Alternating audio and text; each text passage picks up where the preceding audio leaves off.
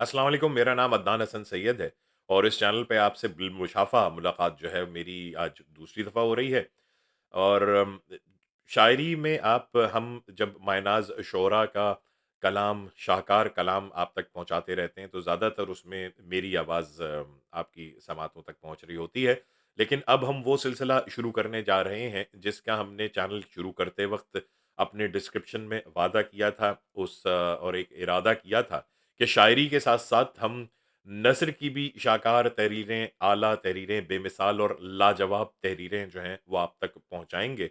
तो आज हम अपने चैनल के उस फ़ेज़ में दाखिल हो गए हैं, जहाँ हम अब नस्र की तरफ थोड़ा-सा तवज्जो देंगे। और जब नस्र की हम बात करते हैं, तो आज पहला जो हमने इंतख़ाब किया है, वो सादत हसन मंटो के अफ़साने बादशाहत का ख़ात्मा से हमने ये आगाज़ करने का फ़ैसला किया है।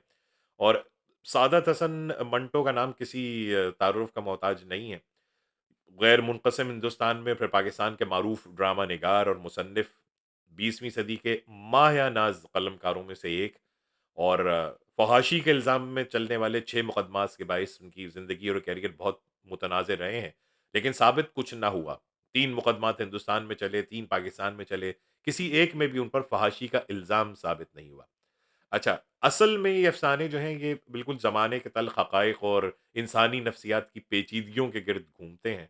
और बहुत सारे अफ़साने ऐसे हैं कि जो 22 मजमूओं में शामिल हैं सादत हसन मंटो के, लेकिन हर अफ़साने को अलहदा से भी उर्दू अदब में आला मकाम पर फ़ाइज़ किया जाता है।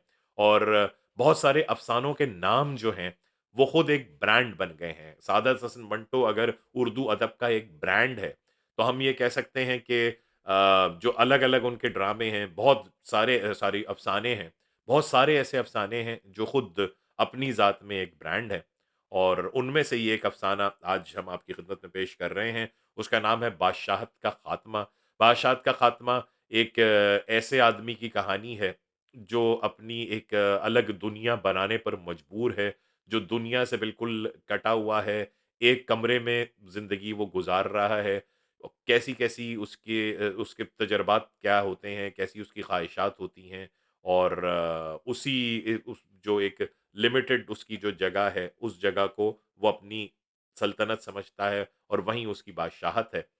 और देखते हैं, फिर सुनते हैं कि अंजाम कार इस कहानी का क्या होता है, जहाँ एक आदमी सिर्फ़ एक कमरे को अपनी सल्तनत और वहाँ पर अपनी बादशाहत को समझ रहा है। बादशाहत का खात्मा, तहरीर सादत हसन मंटो। टेलीफोन की घंटी बजी। मनमोहन पास ही बैठा था तो उसने रिसीवर उठाया और कहा, हेलो, 44457। दूसरी तरफ से पतली सी निस्वानी आवाज आई, सॉरी, रॉन्ग नंबर। मनमोहन ने रिसीवर रख दिया और किताब पढ़ने में मशगूल हो गया। यह किताब वो तकरीबन 20 मरतबा पढ़ चुका था, इसलिए नहीं कि इसमें कोई खास बात थी। दफ्तर में जो वीरान पड़ा था, एक सिर्फ यही किताब थी जिसके आखिरी औराक कर्म खोरदा थे। एक हफ्ते से दफ्तर मनमोहन की तहवील में था, क्योंकि उसका मालिक, जो कि उसका दोस्त था, कुछ रुपया कर्ज लेने के लिए कहीं बाहर गया हुआ था। मनमोहन के पास चूंकि रहने के लिए कोई जगह नहीं थी, इसलिए फुटपाथ से आर्जी तौर पर वो इस दफ्तर में मुंतकिल हो गया था। और इस एक हफ्ते में वो दफ्तर की इकलौती किताब तकरीबन 20 मरतबा पढ़ चुका था। दफ्तर में वो अकेला पड़ा रहता। नौकरी से उसे नफरत थी। अगर वो चाहता तो किसी भी फिल्म कंपनी में बतौर फिल्म डायरेक्टर के मुलाजिम हो सकता था, मगर वो गुलामी नहीं चाहता था। निहायती बेजरर और मुखलिस आदमी था, इसलिए दोस्त यार उसके रोजाना अखराजात को बंदोबस्त कर देते थे। ये अखराजात बहुत ही कम थे। सुबह को चाय की प्याली और 2 टोस्ट, दोपहर को 2 फुलके और थोड़ा सा सालन, सारे दिन में 1 पैकेट सिगरेट और बस। मनमोहन का कोई अजीज या रिश्तेदार नहीं था। बेहद खामोशी पसंद था, जफाकश था, कई कई दिन फाके से रह सकता था। इसके मुतालिक उसके दोस्त और तो कुछ नहीं, लेकिन इतना जानते थे कि वो बचपन ही से घर छोड़ छाड़ कर निकल आया था और एक मुद्दत से बंबई के फुटपाथों पर आबाद था। जिंदगी में सिर्फ उसको एक चीज की हसरत थी, औरत की मोहब्बत। वो कहा करता था, अगर मुझे किसी औरत की मोहब्बत मिल गई तो मेरी सारी जिंदगी बदल जाएगी। दोस्त उससे कहते, तुम काम फिर भी ना करोगे? मनमोहन आह भरकर जवाब देता, काम? मैं मुजस्सम काम बन जाऊंगा। दोस्त कहते, तो शुरू कर दो किसी से इश्क। मनमोहन जवाब देता, नहीं, मैं ऐसे इश्क का कायल नहीं जो मर्द की तरफ से शुरू हो। दोपहर के खाने का वक्त करीब आ रहा था। मनमोहन ने सामने दीवार पर क्लॉक की तरफ देखा। टेलीफोन की घंटी बजना शुरू हुई। उसने रिसीवर उठाया और कहा, हेलो 44457। दूसरी तरफ से पतली सी आवाज आई, 44457। ब्रिजमोहन ने जवाब दिया, जी हां। जिस्मानी आवाज ने पूछा, आप कौन है? मैं मनमोहन, फरमाइए। दूसरी तरफ से आवाज ना आई तो मनमोहन ने कहा, फरमाइए किससे बात करना चाहती हैं आप? आवाज ने जवाब दिया, आपसे। मनमोहन ने जरा हैरत से पूछा, मुझसे? जी हां, आपसे। क्या आपको कोई एतराज है? मनमोहन सटपटा सा गया। जी नहीं। आवाज मुस्कुराई, आपने अपना नाम मदन मोहन बताया था। जी नहीं, मनमोहन। मनमोहन। चंद लम्हात खामोशी में गुजर गए तो मनमोहन ने कहा, आप बातें करना चाहती थी मुझसे? आवाज आई, जी हां। तो कीजिए। थोड़े वक्फे के बाद आवाज आई, समझ में नहीं आता क्या बात करूं, आप ही शुरू कीजिए ना कोई बात। बहुत बेहतर। यह कहकर मनमोहन ने थोड़ी देर सोचा। नाम अपना बता चुका हूं, आरजी तौर पर ठिकाना मेरा यह दफ्तर है। पहले फुटपाथ पर सोता था, अब एक हफ्ते से इस दफ्तर के बड़े मेज पर सोता हूं। आवाज मुस्कुराई, फुटपाथ पर आप मसहरी लगाकर सोते थे? मनमोहन हंसा। इससे पहले कि मैं आपसे मजीद गुफ्तगू करूं, मैं ये बात वाज़ेह कर देना चाहता हूं कि मैंने कभी झूठ नहीं बोला। फुटपाथों पर सोते मुझे एक जमाना हो गया है। ये दफ्तर तकरीबन एक हफ्ते से मेरे कब्जे में है। आजकल ऐश कर रहा हूं। आवाज आई, कैसे ऐश? मनमोहन ने जवाब दिया, एक किताब मिल गई थी, यहां से आखिरी औराक गुम है, लेकिन मैं इसे 20 मरतबा पढ़ चुका हूं। सालिम किताब कभी हाथ लगी तो मालूम होगा कि हीरो हीरोइन के इश्क का अंजाम क्या हुआ। आवाज हंसी, आप बड़े दिलचस्प आदमी हैं। मनमोहन ने तकल्लुफ से कहा, आपकी जर्रा नवाजी है। आवाज ने थोड़े तवक्कुफ के बाद पूछा, आपका शुगल क्या है? शुगल? मेरा मतलब है आप करते क्या है? क्या करता हूं? कुछ भी नहीं। एक बेकार इंसान क्या कर सकता है? सारा दिन आवारागर्दी करता हूं, रात को सो जाता हूं। आवाज ने पूछा, ये जिंदगी आपको अच्छी लगती है? मनमोहन सोचने लगा, ठहरिए, बात दरअसल यह है कि मैंने इस पर कभी गौर नहीं किया। अब आपने पूछा है तो मैं अपने आप से पूछ रहा हूं कि यह जिंदगी तुम्हें अच्छी लगती है या नहीं?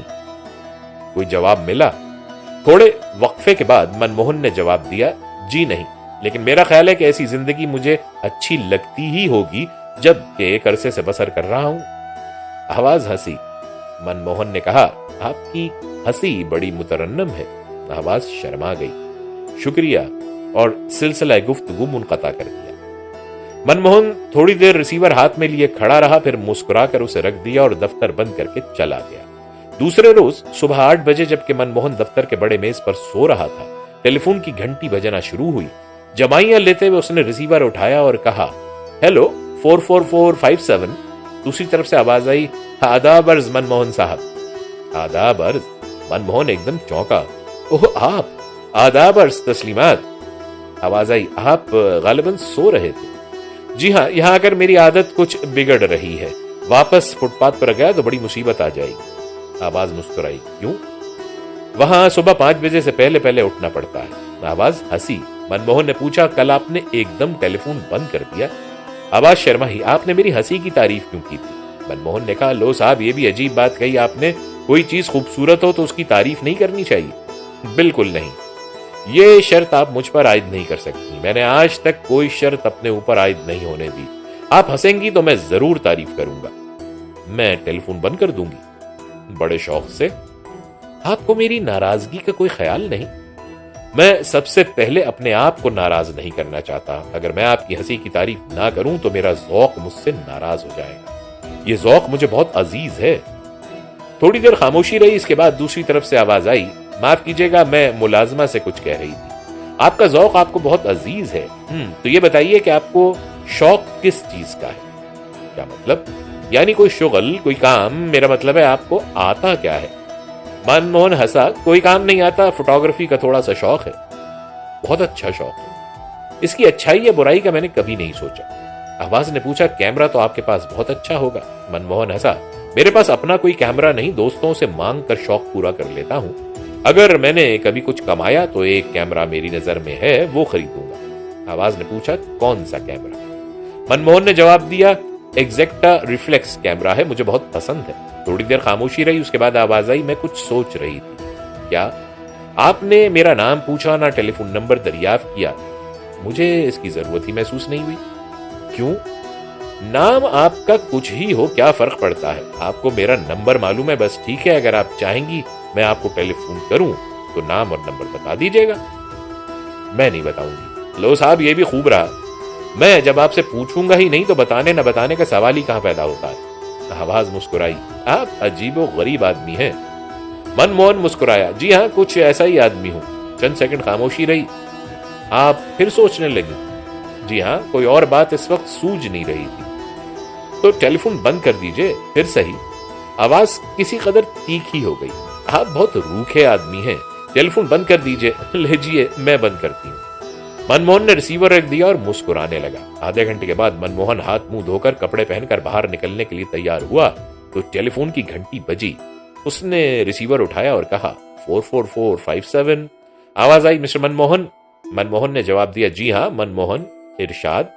आवाज मुस्कुराई, इरशाद यह है कि मेरी नाराजगी दूर हो गई है। मनमोहन ने बड़ी शगुफ्तगी से कहा, मुझे बड़ी खुशी हुई है। नाश्ता करते हुए मुझे ख्याल आया कि आपके साथ बिगाड़नी नहीं चाहिए। हाँ, आपने नाश्ता कर लिया? जी नहीं, बाहर निकलने ही वाला था कि आपने टेलीफोन किया। ओह, तो आप जाइए। जी नहीं, मुझे कोई जल्दी नहीं, मेरे पास पैसे नहीं है, इसलिए मेरा ख्याल है कि आज नाश्ता नहीं होगा। आपकी बातें सुनकर आप ऐसी बातें क्यों करते हैं?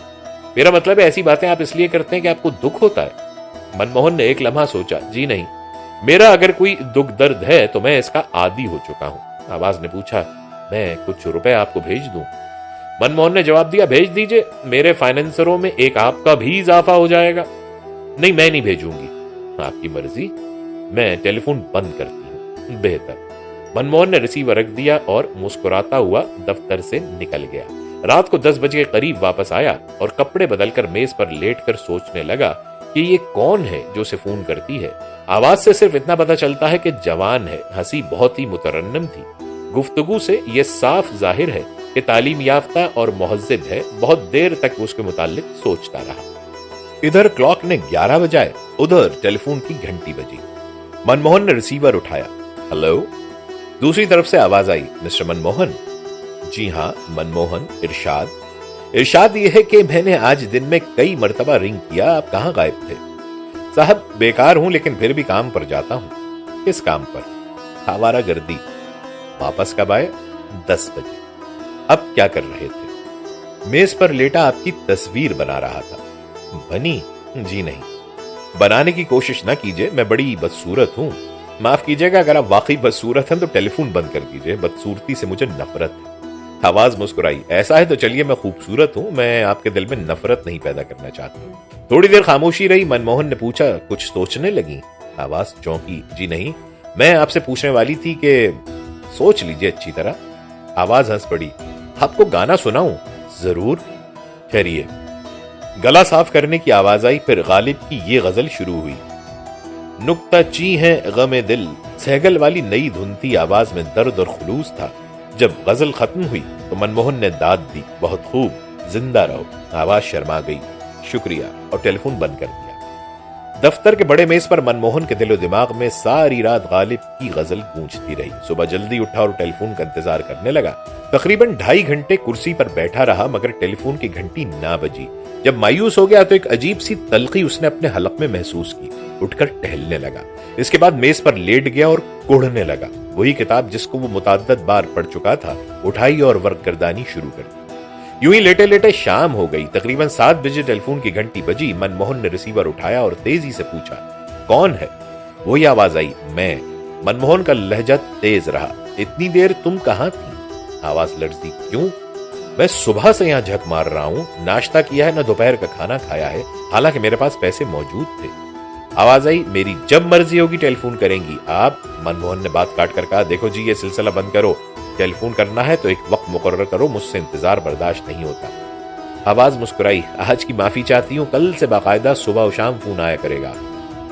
ये ठीक है। आवाज हंसी, मुझे मालूम नहीं था आप इस कदर बिगड़े दिल हैं। मनमोहन मुस्कुराया, माफ करना, इंतजार से मुझे बहुत बहुत कोफ्त होती है, और जब मुझे किसी बात से कोफ्त होती है तो अपने आप को सजा देना शुरू कर देता हूं। वो कैसे? सुबह तुम्हारा टेलीफोन ना आया, चाहिए तो ये था कि मैं चला जाता, लेकिन बैठा दिन भर अंदर ही अंदर कुड़ता रहा। बचपना है साफ। आवाज हमदर्दी में डूब गई। काश मुझसे गलती ना होती। मैंने कस्दन सुबह टेलीफोन ना किया। क्यों? यह मालूम करने के लिए कि आप इंतजार करेंगे या नहीं। मनमोहन हंसा। बहुत शरीर हो तुम। अच्छा, आप टेलीफोन बंद करो, मैं खाना खाने जा रहा हूं। बेहतर। कब तक लौटिएगा? आधे घंटे तक।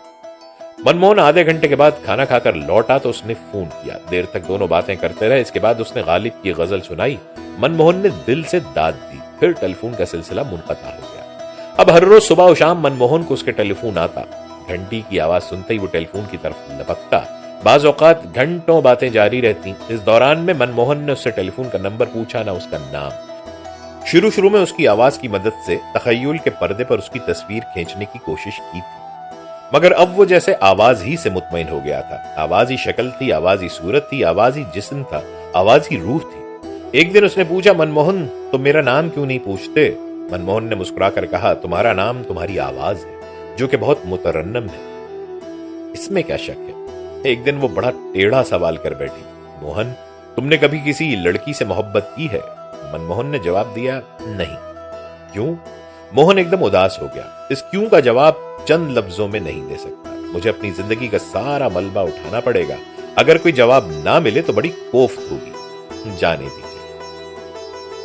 टेलीफोन का रिश्ता कायम हुए तकरीबन 1 महीना हो गया। बिला नागा दिन में 2 मरतबा उसका फोन आता। मनमोहन को अपने दोस्त का खत आया कि कर्जे का बंदोबस्त हो गया है। 7-8 रोज में वो बंबई पहुंचने वाला है। मनमोहन ये खत पढ़कर अफसुर्दा हो गया। उसका टेलीफोन आया तो मनमोहन ने उससे कहा, मेरी दफ्तर की बादशाही अब चंद दिनों की मेहमान है। उसने पूछा, क्यों? मनमोहन ने जवाब दिया, कर्जे का बंदोबस्त हो गया है, दफ्तर आबाद होने वाला है। तुम्हारे किसी और दोस्त के घर टेलीफोन नहीं? कई दोस्त हैं जिनके टेलीफोन है, मगर मैं तुम्हें उनका नंबर नहीं दे सकता। क्यों? मैं नहीं चाहता तुम्हारी आवाज कोई और सुने। वजह? मैं बहुत हासिद हूं। वो मुस्कुराई। ये तो बड़ी मुसीबत हुई। क्या किया जाए? आखिरी दिन जब तुम्हारी बादशाहत खत्म होने वाली होगी, मैं तुम्हें अपना नंबर बता दूं। ये ठीक है। मनमोहन की सारी अफसुर्दगी दूर हो गई। वो उसी दिन का इंतजार करने लगा कि दफ्तर में उसकी बादशाहत खत्म हो। अब फिर उसने उसकी आवाज की मदद से अपने तखय्युल के पर्दे पर उसकी तस्वीर खींचने की कोशिश शुरू की। कई तस्वीरें बनी, मगर वो मुतमईन ना हुआ। उसने सोचा चंद दिनों की बात है। उसने टेलीफोन नंबर बता दिया तो वो उसे देख भी सकेगा। उसका ख्याल आते ही उसका दिल और दिमाग सुन हो जाता। मेरी जिंदगी का वो लम्हा कितना बड़ा लम्हा होगा जब मैं उसको देखूंगा। दूसरे रोज जब उसका टेलीफोन आया तो मनमोहन ने उससे कहा, तुम्हें देखने का इश्तियाक पैदा हो गया है। क्यों? तुमने कहा था कि आखिरी दिन जब यहां मेरी बादशाहत खत्म होने वाली होगी तो तुम मुझे अपना नंबर बता दो। कहा था। इसका यह मतलब है कि तुम मुझे अपना एड्रेस दे दोगी, मैं तुम्हें देख सकूंगा। तुम मुझे जब चाहो देख सकते हो, आज ही देख लो। नहीं। फिर कुछ सोचकर कहा, मैं जरा अच्छे लिबास में तुमसे मिलना चाहता हूँ। आज ही एक दोस्त से कह रहा हूं, वो मुझे सूट सिलवा देगा। वो हंस पड़ी। बिल्कुल बच्चे हो। सुनो, जब तुम मुझसे मिलोगे तो मैं तुम्हें एक तोहफा दूं। मनमोहन ने जज्बाती अंदाज में कहा, तुम्हारी मुलाकात से बढ़कर और क्या तोहफा हो सकता है? मैंने तुम्हारे लिए एग्जैक्टा कैमरा खरीद लिया है। ओह, इस शर्त पर दूंगी कि पहले मेरा फोटो उतारो। मनमोहन मुस्कुराया। इस शर्त का फैसला मुलाकात पर करूंगा। थोड़ी देर और गुफ्तगू हुई। उसके बाद उधर से वो बोली, मैं कल और परसों तुम्हें टेलीफोन नहीं कर सकूंगी। मनमोहन ने तशवीश भरे लहजे में पूछा, क्यों? मैं अपने अजीजों के साथ कहीं बाहर जा रही हूं, सिर्फ 2 दिन गैर हाजिर रहूंगी, मुझे माफ कर देना। यह सुनने के बाद मनमोहन सारा दिन दफ्तर ही में रहा। दूसरे दिन सुबह उठा तो उसने हरारत महसूस की। सोचा कि ये इस्मेहलाल शायद इसलिए है कि उसका टेलीफोन नहीं आएगा, लेकिन दोपहर तक हरारत तेज हो गई। बदन तपने लगा, आंखों से शरारे फूटने लगे। मनमोहन मेज पर लेट गया। प्यास बार बार सताती थी। उठता और नल से मुंह लगाकर पानी पीता। शाम के करीब उसे अपने सीने पर बोझ महसूस होने लगा। दूसरे रोज वो बिल्कुल निढाल था। सांस बड़ी दिक्कत से आता था। सीने की दुखन बहुत बढ़ गई। कई बार उस पर हिजियानी कैफियत तारी हुई। बुखार की शिद्दत में वो घंटों टेलीफोन पर अपनी महबूब आवाज के साथ बातें करता रहा। शाम को उसकी हालत बहुत ज्यादा बिगड़ गई। धुंधलाई हुई आंखों से उसने क्लॉक की तरफ देखा। उसके कानों में अजीब और गरीब आवाजें गूंज रही थी, जैसे हजारों टेलीफोन बोल रहे हैं। सीने में घुंघरू से बज रहे थे। चारों तरफ आवाजें ही आवाजें थी। चुनाचे जब टेलीफोन की घंटी बजी तो उसके कानों तक उसकी आवाज ना पहुंची। बहुत देर तक घंटी बजती रही। एकदम मनमोहन चौंका। उसके कान अब सुन रहे थे। लड़खड़ाता हुआ उठा और टेलीफोन तक गया। दीवार का सहारा लेकर उसने कांपते हुए हाथों से रिसीवर उठाया और खुश्क होंठों पर लकड़ी जैसी जबान फेर कर कहा, हेलो। दूसरी तरफ से लड़की बोली, हेलो मनमोहन। मनमोहन की आवाज लड़खड़ाई, हां मनमोहन, जरा ऊंची बोलो। मनमोहन ने कुछ कहना चाहा मगर वो उसके हलक में ही खुश्क हो गया। आवाज आई, मैं जल्दी आ गई, बड़ी देर से तुम्हें रिंग कर रही हूं, कहां थे तुम? मनमोहन का सर घूमने लगा। आवाज आई, क्या हो गया है तुम्हें? मनमोहन ने बड़ी मुश्किल से इतना कहा, मेरी बादशाहत खत्म हो गई है आज। उसके मुंह से खून निकला और एक पतली लकीर की सूरत में गर्दन तक दौड़ता चला गया। आवाज आई, मेरा नंबर नोट कर लो, 50314 50314, सुबह फोन करना। यह कहकर उसने रिसीवर रख दिया। मनमोहन औंधे मुंह टेलीफोन पर गिरा। उसके मुंह से खून के बुलबुले फूटने लगे।